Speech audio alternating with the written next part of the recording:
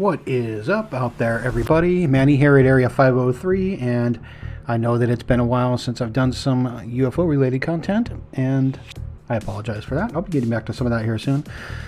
But today I wanted to bring you something just a little bit different. Pretty much the whole world these last couple of days have been talking about Jeffrey Epstein for obvious reasons. We were promised that his files were going to be coming out. We were promised that the potential client list that he had was going to be coming out. There were lots of promises that were made, and unfortunately it doesn't seem like most of those have been kept. There has been some information that came out, most notably this some close to 12-hour video from the cell block where Jeffrey Epstein was housed. As you can tell by this news report, there's been a lot of speculation since day one as to whether Mr. Epstein actually unalived himself or not.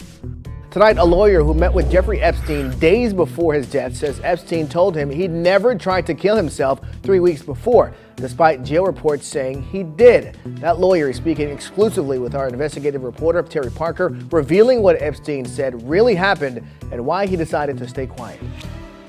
You'll recall Jeffrey Epstein was found dead in his cell in 2019, supposedly from hanging himself with bed sheets. And this was just weeks after the DOJ said he'd already tried to kill himself once and had been on suicide watch. But Epstein told a lawyer that's not what happened at all. Days before Jeffrey Epstein was found dead in his Manhattan jail cell, attorney David Schoen met with him for 5 hours. Epstein was optimistic and looking forward to a bond hearing. I had mapped out kind of a four-pronged defense approach that I thought we should take, and he was very excited about it, very upbeat. Schoen says Epstein revealed that a few days earlier, his former cellmate, Nicholas Tartaglione, had placed something around his neck as part of a so-called experiment.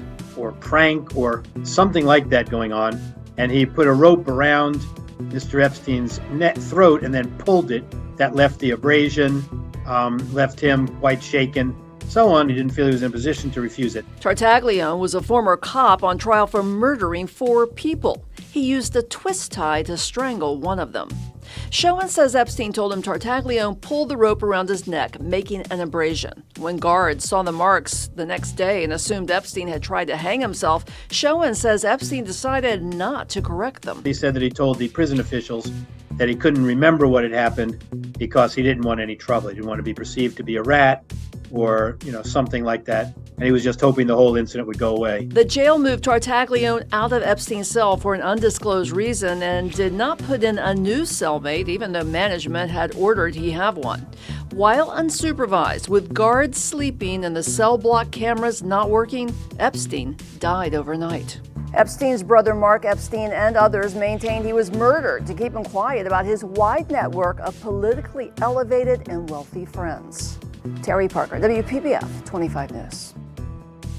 So this recent footage that was released is about 12 hours of footage. It's from the cell block where Epstein was housed. Some people have said that it's a nothing burger. Other people have said that this video confirms that Epstein did, in fact, take his own life and nobody else was involved. I don't agree with any of those statements, to be honest with you. I don't believe that this video conclusively proves that there was nobody else in the cell with him when his life was ended. If we had 12 hours of footage where you show him walk into the cell and you see nobody else walk into the cell with him and the door stays closed the whole time and nobody enters or exits, you could maybe say that, but we don't have that here. What we have is this footage that shows part of the cell block, and facing towards the camera you can see part of the desk where the guards were sitting when over the night. See this red arrow that's blinking here kind of shows you where Epstein's cell would be in relation to this video. However, it's behind this wall, and so you can't really see it from this camera angle. Now, the jail there, the New York jail it was, they said that they had a video camera down there, but it was broken, conveniently. And I'm surprised that we even got this video, because originally they had said when it was first reported that there was no video cameras footage. Now all of a sudden we've got this 12-hour footage, which doesn't show much. But there is some questionable things on this footage, and I wanted to go over it with you because I did spend the time going through it, scrubbing through it, watching it, and I did find some anomalous things in this video, and I wanted to point them out to you so that people can ask the questions that need to be asked. And questions definitely need to be asked about this footage. You know what? Let's just start at the beginning. At the beginning here, you can see these orange jumpsuits that are walking here are walking back towards where Epstein's cell is in the corner. One of these characters is him. tell they've got white hair. Let's see, which one is it? I think it's that one right there. There's a guard walking towards with him. They're kind of gesturing as if the guard and the inmate were talking. People walking around. This all looks like business as usual. So here you are, 7:40, the night before Jeffrey Epstein was killed. This is about 11 hours before he's killed. He's found dead. And you see people walking around. It's business as usual. You're not going to see a lot happening here until later on in the night, but there is some weird things. So let's just kind of scrub ahead. It's kind of business as usual. People are walking around. 7:43, 7:44. Look, you see the guards walking around in the background there, hovering around the desk. That's right across from where Epstein's cell is. So they should have a good eye if anything was going on there. It's safe to assume nothing is going on. Let's keep scrubbing forward. You see a lady taking a garbage can out. Not a big deal. This all looks like business as usual in the jail. You've got inmates that are doing duty, like these guys who are down on the floor there. They're probably sweeping and mopping, picking up all the trash from the cells, putting it into that one container. The guard takes it out. That's probably business as usual in the correction facility. Nothing abnormal there. Let's keep going. She brings the garbage can back in after dumping the trash. Nothing real out of the ordinary there. Keep skipping ahead. 8 o'clock. This other bag of clothing or something is set up there by one of the inmates. Not sure what that is. That could be bedding from one of the cells that needs to go get washed. That could be, I'm assuming it's not garbage or we've been put in the garbage can. Still nothing abnormal. Guards are walking around in the background. Pretty straightforward. We're coming up on the 9 o'clock time frame. Keep skipping forward here. Here's his guard again. We're going to see her later, so keep an eye on her. She's got her jacket wrapped around her waist, doing something here. I don't know what she's doing. She's looking down. She made her phone call. She picked up that phone, called to the central command or whoever is in charge there. They have to buzz that door to let her out. She goes out the door. Nothing real abnormal there either. Here she comes back in. You see her there. A few minutes later, not a big deal. In and out. She may be going to a restroom. I don't know if they have a restroom on the cell block. I don't know if they need to go out into that main corridor to use the restroom. Maybe she's going out for a cigarette. Who knows? Probably a bathroom break. Nothing real abnormal there. Let's see. This guy comes in and I don't think there's anything abnormal about this guy here. 9 o'clock at night. Still, a few hours later, business as usual. This guy, I don't know who he is. Is he a maintenance guy or something? He doesn't look like a correctional officer. He's not wearing, badge and the polyester shirts like everybody else in uniforms. It looks like he's wearing just like some sort of khakis and a t-shirt. Maybe he's a facilities guy. It's obvious that he's cleared to be in there though, because he just picks up the phone. He doesn't even say anything. He just picks up the phone for a second, and whoever's in the control room is going to buzz him through this door here in a second. He's got some kind of work order or something in his hand. Seems mundane. Yeah, I can't read what that says on his shirt. It's awful blurry. It's hard to see. Can't really tell. I'm not sure. It might say police on the bottom there, but I don't think so. So I don't know if he was a cop or whatever, maybe a maintenance guy in the jail. Either way, nothing real out of the ordinary there. It seems fairly normal. Here, that guy comes back in a few minutes later. So again, maybe he's a maintenance technician or something. So he's leaving at 9:12. 3 minutes later, he comes back in. 9:15, 9:16. Again, probably nothing super nefarious there. He does have a radio on his hip, so he's obviously some sort of jail employee. Again, don't know who he has been. Nothing real suspicious there. There is some suspicious stuff in here. I kind of just want to get to one of them because it's coming up, but let me just keep scrubbing ahead and make sure that there was nothing I missed through here. 10:30, 10:40. It's all real quiet at nighttime, as you would expect in a jail. This is probably after lights out for the inmates, so it probably should be pretty quiet for the prisoners. Oh, wait a minute. What was that? Did you see that? Did you notice something up in the upper right-hand corner? I did, and I kind of want to point it out to you. So this is where things start to get a little interesting, and I'm not quite sure why this is happening, but this is probably, in my opinion, some of the most anomalous and interesting or questionable material in this footage. There it was again. Did you see that? What is that? It pops up on the screen for just a frame or two. Not even a frame. It's pretty brief, but you'll see it. There it is again. Okay. So at 11:21, you've got this menu system of some kind that pops up in the upper right-hand corner. And I'm not sure if that's like a screen overlay for some sort of screen recording software, or if it's some kind of control for the DVR that the security footage is connected to. But it looks like it's like a play, stop, record. It looks like it might be an overlay for some kind of recording software. And it pops up here at 11:21. And you'll see it again. Look, it disappears, but then it comes back 11:23, stays all the way up through. Look, it keeps popping off and on from 11:32, 11:33, 11:34. It stays up there. I'm not quite sure why this is on here, other than somebody is recording this, has moused up over there, and which activates the cursor to make it so you can interact with it, and then it kind of hides when you roll the mouse away. It's suspicious. It's shady. Why is this on here? If this is direct recorded, unedited, and unaltered footage from the DVR and the security footage, why is this menuing system popping up here close to midnight? That doesn't make a whole lot of sense to me. It shouldn't be there. My experience with these things is that unaltered footage you can run for hours and hours and days and weeks, and it should be identical at all times. There shouldn't be these menuing systems popped up unless there's some kind of manual interaction. Somebody with the mouse is clicking up there or something, which is probably also why it says play down here in the bottom, because they're controlling the playback. So yeah, let's just keep scrubbing forward. And I want to show you something else here. As you get closer to midnight, something really suspicious happens. So did you notice that? And as we jumped after to midnight, let me roll it back and we'll actually watch it frame by frame. So we got 11:58. As we get closer to the midnight time frame, we see that that menu is still up, but something strange is about to happen here in a second. Watch this.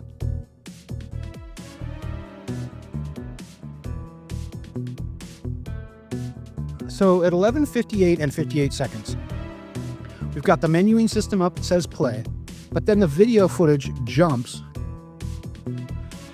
to midnight the next day. It goes from 8/9/2019, 11:58 and 58 seconds. It jumps 62 seconds ahead, and that menu is gone up in the upper right-hand corner. And for some reason, if you've noticed, the frame is different. It's like zoomed in further. You see that? How like at 11:58, 58, it's like a full screen. And then when you get to the midnight marker here, it's like zoomed out a little bit. And there's like a bar on the bottom. So right off the bat, we know two things are true about this footage. This is clearly altered footage and something was edited out there. Or it was spliced together. And there are two different days involved here. And one of these is not the one that it says, although everything else looks the same. The garbage can's in the same spot. The laundry bag or whatever that is in the lower left-hand corner is in the same spot. You can see one officer at the desk. So I tend to believe that this is the same day. It's just a minute apart. But why would they cut it here and splice out 1 minute of data and then come back to it with a frame that's different? Like the whole rest of the video is going to be in the zoomed in perspective with the white bars along the edge. Only it's different size. Like, so they obviously edited something out here. The question is why and what. Either way, the fact that they've edited something out here shows that this is not unadulterated footage, as the government has said it is. As the administration claims that this was one continuous piece of footage, it's obviously not. There's been some edits here. It's obvious that they've cut out a minute for some reason. The only question is why. And to me, this is the biggest question here. There are some other strange things. We'll get into that here in just a second. Let's take a look here and let's scrub ahead. So right after midnight, this guy goes and leaves. No big deal. He's just a security guard. Look, he's wearing a hat. He's got a badge. He's got a radio. Leaves the door open. Oops. That's not very secure. Oopsie. Maybe you should come back and close that, dude. So, like inmates don't just walk out. Oh, yeah. Oh, good. You heard me. Good job. All right. Anyways, he goes out 2:02. He comes back at, wait a minute. Who's this guy? No. Yeah, right. Who the hell is that?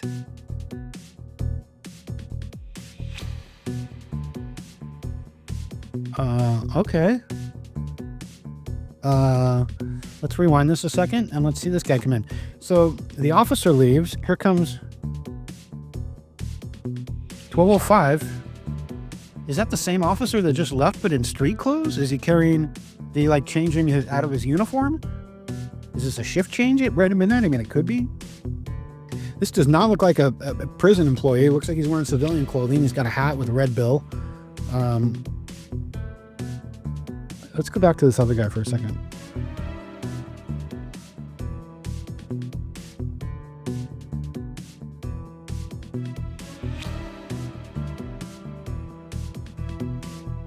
This guy who left the door open. I just want to check his size.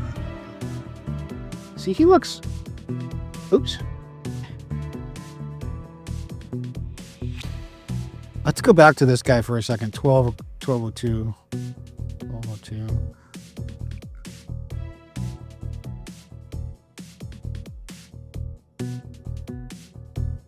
This guy looks awful tall. Look, his head comes up to that bar on the door.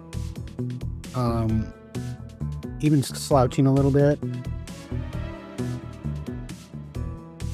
I don't think that's the same guy. I honestly don't think that's the same person.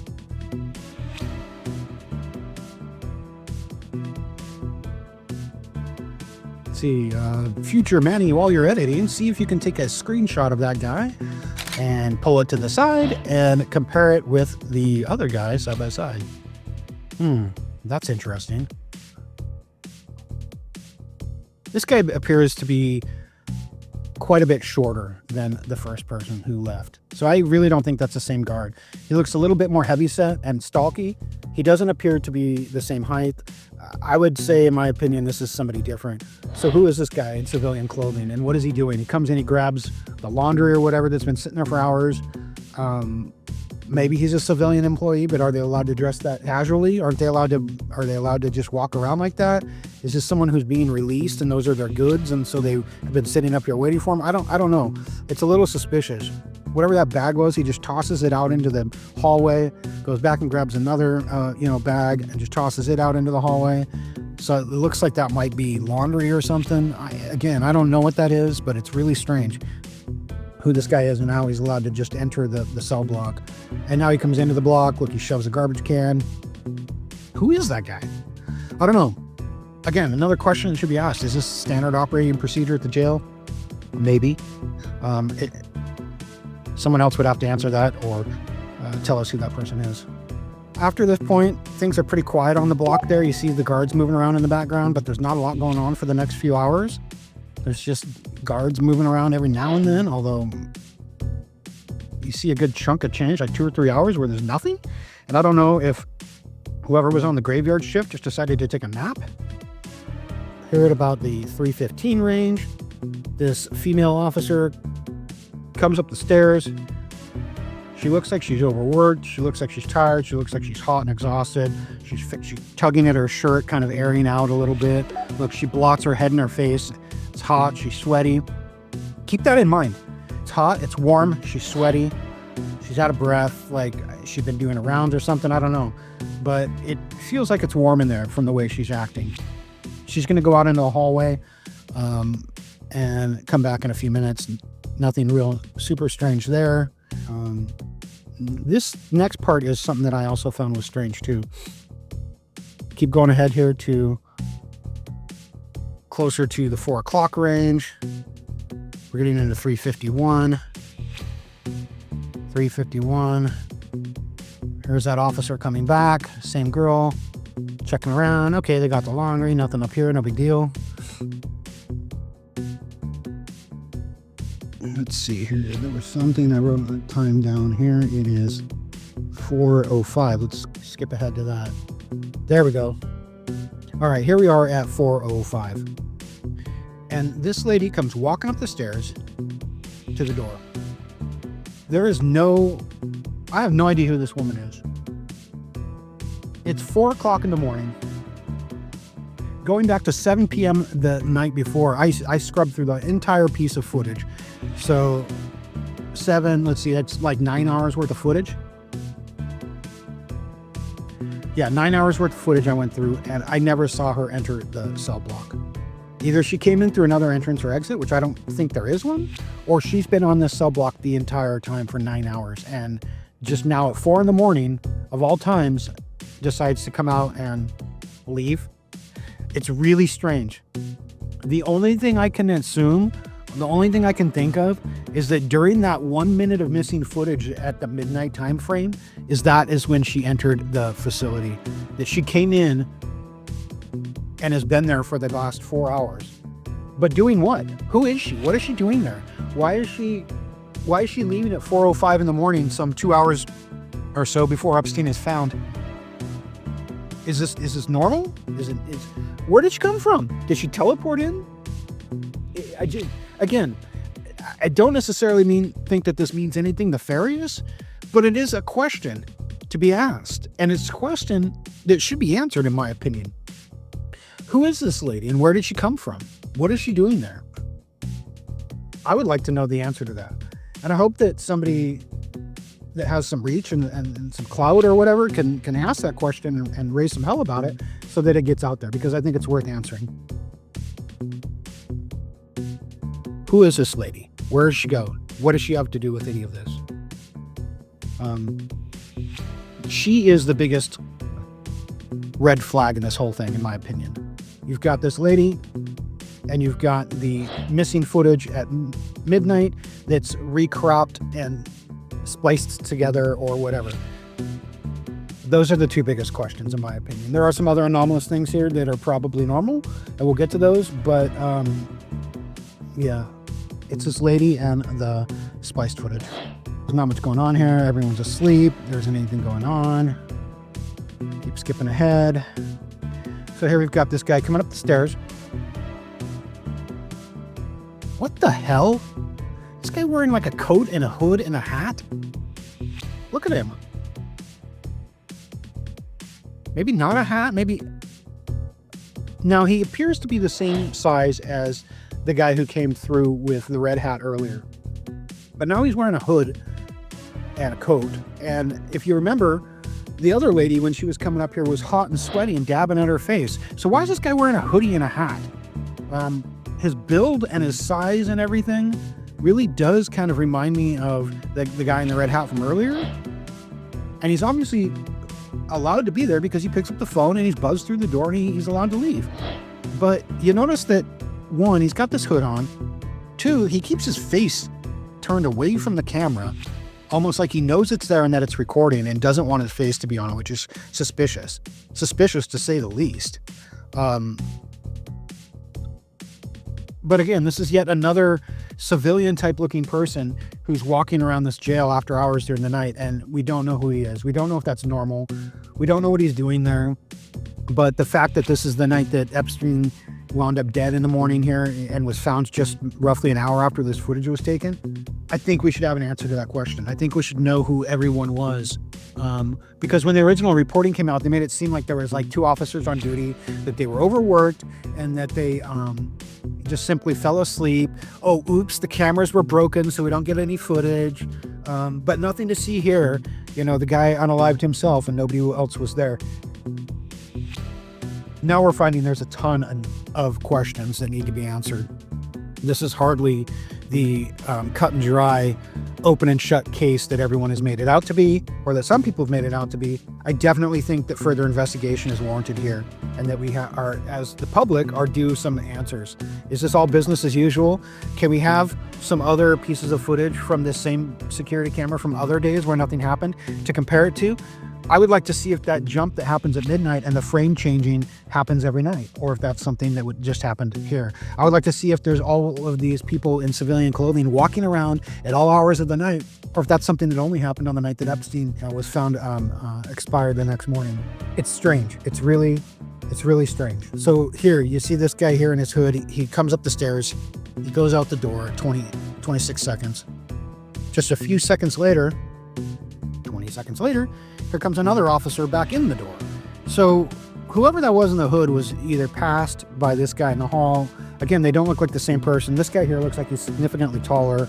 He's got a little bit of a belly on him, but he doesn't look as husky as that other person who left. He doesn't walk the same.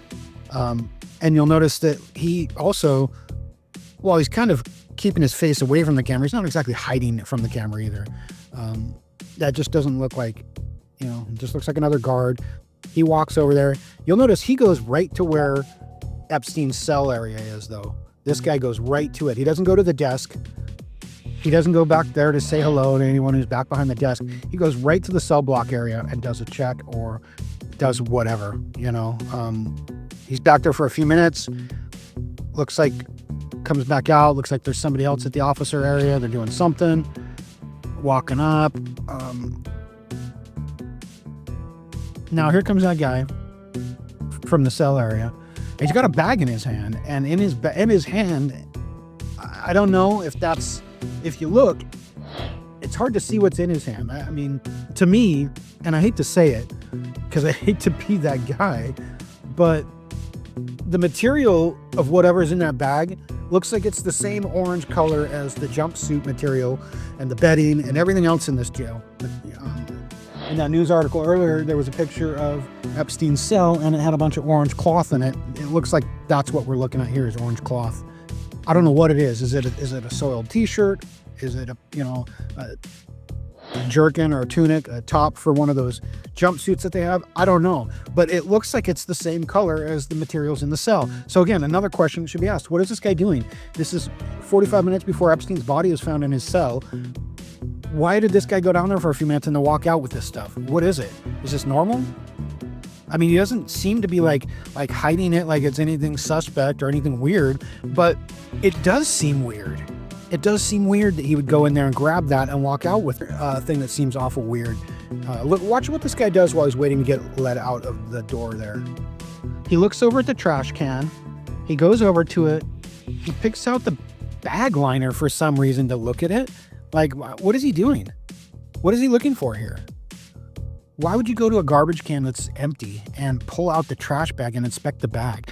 Are you looking for residue on it? Like, I don't know, like blood or something? Like, are you looking to see if the bag needs to be changed out? Like, are you going to grab the bag? Like, he looks down, pulls the bag out, looks at the bag. Like, he's more interested in the bag itself than he is the contents or the garbage can. But he pulls the bag out. Look at this. Looks at the bag. And then looks down into the can. Like, what, is there anything in there? No? Okay, good. Throws it back in there and walks along. Like, okay, that's fine. That is, I mean, again, might be something completely normal, but it stands out to me as odd behavior. Especially with the fact that he just entered the cell block a few minutes ago, and now he's got this other, little orange bag with possibly orange stuff in it. Like, what is this guy doing? Is he cleaning evidence out? Is he getting rid of evidence? Is he just taking his lunch out to his car? I mean, I don't know, but it's a question that is worth asking and probably should be answered. So here's where 6:34 or so, they find Epstein in his cell, and things start to pop off. They start making phone calls. They've realized that something bad has happened, and people need to be called in to deal with it because they have a person who was on suicide watch, a high-profile prisoner who was somehow allowed to end his own life, even though he was not supposed to be able to do that. Shady stuff. Oh, and you'll notice this too here, right at the end of the footage, that little recording thing pops back up again. When you look at that, look, zoom. Now we can see the icon a little better. There's a magnifying glass. There's a full screen icon. There's a, I don't know, maybe switch to different camera views, like different cameras, because a lot of these DVRs record multiple cameras, not just one. So you can hit a button to switch between one camera and another, and then to close the window. So you see here that that window is exactly what I thought it was. That's a control. So we know now for a fact that somebody manually stopped this at midnight and edited out a minute's worth of footage and then restarted the footage right at midnight. We know that for a fact now. It's right there. You can't deny it. Why somebody did that and why they didn't answer for it, it's beyond me, but I think that we need to raise some holy hell about this till we get an answer. What do you guys think? Is this something? Is it worth investigating or not? Let me know what you think. I know I've kind of rambled on this a little bit, and I hope that you stayed and watched it to the end. There are some questions that should be answered here.